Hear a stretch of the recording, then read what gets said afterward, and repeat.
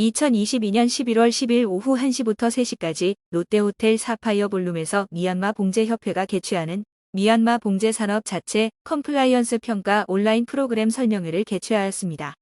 이날 행사에는 미얀마 봉제협회 및 미얀마 한인봉제협회, 일본 봉제협회 관계자들도 참석하였습니다. 미얀마 봉제협회는 이번 프로그램에 대한 설명회를 통해 협회사들이 적극적인 협조를 하도록 하고 미얀마 봉제 산업에서 노동권을 침해하지 않고 공장들이 운영되고 있는 객관적인 자료를 만들 수 있길 바란다고 밝혔습니다. 최근 정치적 위기로 인한 서방 국가들의 철수가 이어지고 있는 가운데 주요 철수 사유 중 하나인 노동권 침해에 대해 대응하여 객관적인 평가를 집행할 수 있는 국제노동기구와 함께 미얀마 봉제 산업을 유지하기 위해 노력할 것이라고 밝혔습니다. 이번 자체 컴플라이언스 평가 프로그램을 온라인으로 운영을 하면서 협회사들은 보다 적극적으로 참여하고 국제사회에 미얀마 봉제 산업을 제대로 알릴 수 있길 바란다고 밝혔습니다.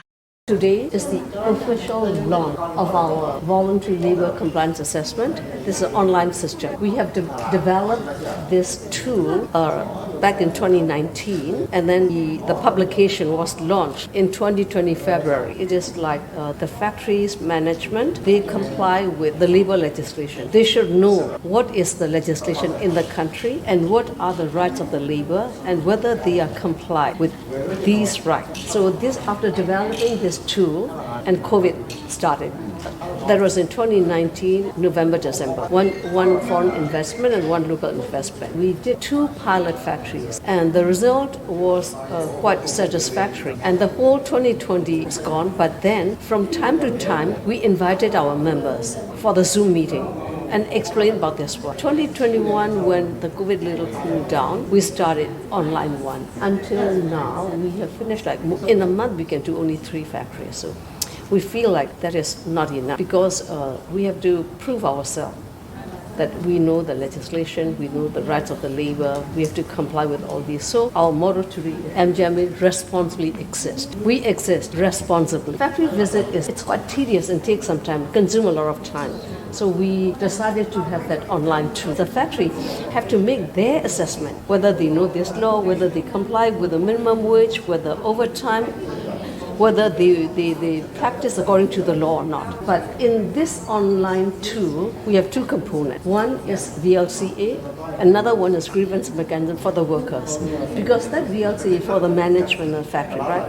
They will say whatever, okay, they'll do, but they have to come with all these attachments in detail. We need to know also the feelings of the workers. So we put that component, grievance mechanism. So the workers, if they want to complain or they want to talk something about their management, they can come up online to the grievance mechanism. And this one is like when we check all these online because the documents will all attach with the photos. We think that is not enough. We'll make a Zoom meeting, Zoom inspection. So it will shorten the time of the inspection, and then it allows us to know more of our members' practice. And the main reason is not to punish our members, to improve their practice in the workplace.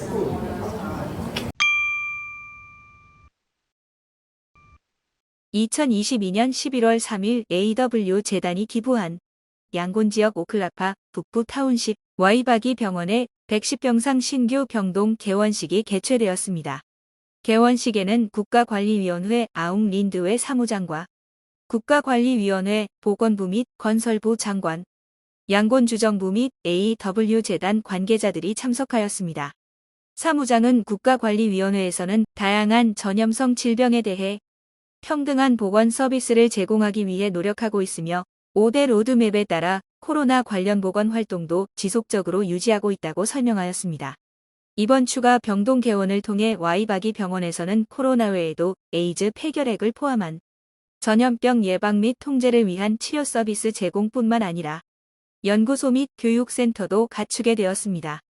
신규 병동에는 중환자실 12개를 갖추고 HDU 및 전염 방지 시스템이 구축된 병상 73개와 산소 공장, 대형 발전기, 변압기 등과 함께 미나웅 훌라잉의 명령으로 에너지 절약과 이산화탄소 배출 절감을 위해 태양광 발전 시스템을 도입하였다고 합니다.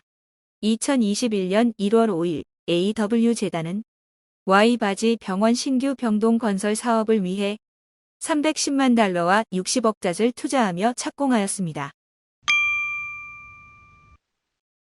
2022년 11월 4일 미얀마 코로나19 경기부양실무위원회는 미얀마 국가관리위원회 명령에 따라 코로나 기금 대출 상환 기간을 3년으로 1년 추가 연장한다고 발표하였습니다. 2020년 4월 9일 위원회는 코로나19로 인해 피해를 입은 산업에 따라 우선순위를 정하고 5,990개 기업 또는 개인을 대상으로 코로나19 기금 총 2천억 잣 중 1,584억 4,380만 잣을 대출 지원 예산으로 배정하고 연 1% 이자를 적용하여 1년 내 전액 상환 조건으로 대출 지원이 되었습니다. 지원 산업을 보면 호텔 관광업, CMP 봉제산업, 영세 중소기업, 농축수산업, 수출 제조업, 수입 대체 제조업 등이 있습니다.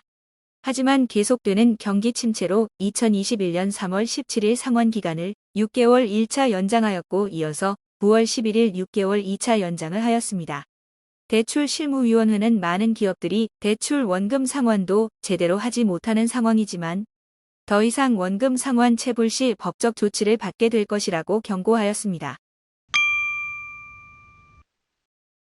미얀마 정보통신부는 국내 통신사 심카드 사용자 정보 등록 기한을 2023년 1월 31일까지 연장한다고 밝혔습니다. 기한 내에 사용자 정보 등록을 업데이트하지 않을 경우 전화번호 해지 조치를 취할 것이라고 경고하였습니다. 사용자 업데이트 이후 미얀마 노동이민부에서 구축 중인 전자 아이디 데이터베이스와 심카드 등록 정보도 확인을 하게 되며 상이할 경우 전화번호 해지가 될 수 있다고 설명하였습니다. 2022년 11월 5일 네피도에서 미얀마 중앙은행 딴딴쉐 총재는 따찌렉 타운십과 무세 타운십에 있는 훈기 해외 송금업체들과 간담회를 가졌습니다. 총재는 지난 10월 21일 국제자금 세탁방지기구에서 미얀마가 국제 기준을 충족하지 못하고 개선을 하지 못하고 있어 블랙리스트에 추가됨에 따라 이에 대한 대응을 하게 되었다고 설명하였습니다. 이어 자금 세탁 및 테러 자금 조달과 관련한 제재 조치와 무허가 해외 송금의 위험성 및 국경 무역 지역에서 시행되는 바트 및 위안화 통용 정책에 대한 공식 훈디 해외 송금업체 라이선스에 대해 설명을 하였습니다. 앞으로 자금 세탁 및 테러 자금 조달 정책이 강화됨에 따라 무허가 해외 송금업체들이 해외 송금 라이선스 신청을 하길 당부하였습니다. 이런 노력들을 통해 가능한 빨리 국제자금 세탁방지기구의 블랙리스트에서 미얀마가 제외될 수 있도록 노력할 것이라고 강조하였습니다. 미얀마 중앙은행 외환관리국장도 외환송금업체와 환전업체 라이선스 신청 세부사항에 대해 설명하고 금융정보부와 특별수사국 관계자들도 해외 송금 현황에 대해 발표를 하였다고 합니다. 이번 간담회에 대해 한 기업인은 국가관리위원회가 달러를 추가로 확보하려는 움직임을 보이고 있다고 지적을 하며 헌디 해외 송금업체들에게 공식 송금 서비스 라이선스를 취득하도록 하였지만 정부 공식 환율과 장외 시장 환율 차이가 너무 나기 때문에 효과는 보기 힘들 것이라고 전망하였습니다. 앞서 지난 11월 1일 미얀마 중앙은행은 자금 세탁 방지 및 테러 방지를 위한 실무위원회를 구성하여 1차 회의를 개최하고 이에 대한 기업들의 인식 제고를 위한 캠페인을 마련하도록 결정한 바 있습니다. 양곤증권거래소 YSX의 보고서에 따르면 2022년 10월 주식거래는 14만 3,034주, 6억 8,712만 잣이 거래가 되면서 지난 9월 대비 하락하였지만 다른 달보다는 여전히 높은 거래량을 보이고 있습니다. 양곤증권거래소는 2020년 9월 28일 비상장 기업들의 자금 조달 기회를 제공하면서 상장을 할 수 있도록 사전 상장위원회를 출범하였으며 2022년 12월에는 유튜브와 SNS를 통해 YSX 버추얼 시리즈 2021을 선보이며 상장사에 대한 인사이드 분석과 증권 투자 설명회, 시장 전문가 패널 토론 정보를 제공할 예정이라고 합니다. 아디다스는 대만 신발 제조업체 포우첸이 운영하는 미얀마 공장에서 급여 인상을 요구하는 노사 분규 이후 노동자 29명을 해고한 것에 대해 노동권 침해 여부를 조사 중이라고 합니다. 아디다스 대변인은 포우첸 공장의 해고 조치가 적법한 절차를 거쳐 처리가 된 것인지 조사 중이며 해고된 노동자들을 복직하도록 촉구한다고 밝혔습니다. 지난 10월 25일 POU 첸 공장에서 근무하는 노동자 400명이 최저임금 4,800자스에서 8,000자스로 인상해줄 것과 성과급 지급 및 출퇴근 페리 제공을 요구하는 시위를 시작하였습니다.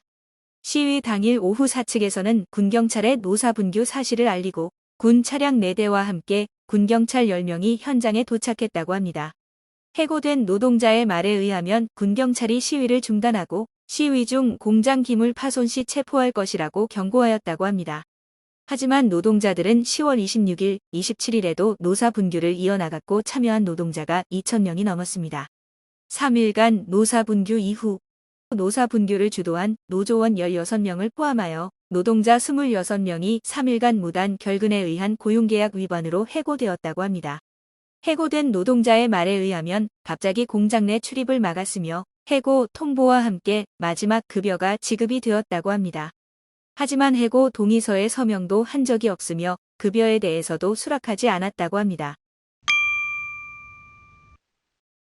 2022년 11월 2일 상무부 아웅나이무 장관은 중국 국영회사 CITIC 부회장이 이끄는 대표단을 접견하였습니다. 이번 접견에서 대표단은 짜우퓨 경제특구 사업 진행에 대한 논의가 있었다고 합니다. 장관은 짜우퓨 경제특구 심해항 사업이 완공되면 미얀마 경제 발전에 큰 역할을 하고 미얀마 중국 경제 회랑의 중요한 거점이 될 것으로 기대하고 있다고 밝혔습니다. 2018년 11월 8일 양국 체결된 짜우퓨 경제특구 사업은 2020년 1월에는 주주협정을 체결하고 11월에는 컨세션 어그리먼트를 체결하였습니다. 미얀마에는 일본 띨라와 경제특구의 성공 이후 중국의 1대1로 사업에서 지리적 요충지로 보고 있는 짜우퓨 경제특구 사업과 태국에서 적극적으로 진행 중이었던 다웨이 경제특구 사업이 있었습니다. 짜우퓨 경제특구 및 심해항 사업은 최근 라카인주 발전소 가동식과 함께 중국에서 다시 박차를 가하고 있으나 다웨이 경제특구의 경우 미얀마 정부에서 태국 측 업체와의 계약을 파기한 이후 별다른 진전을 보이지 못하고 있습니다.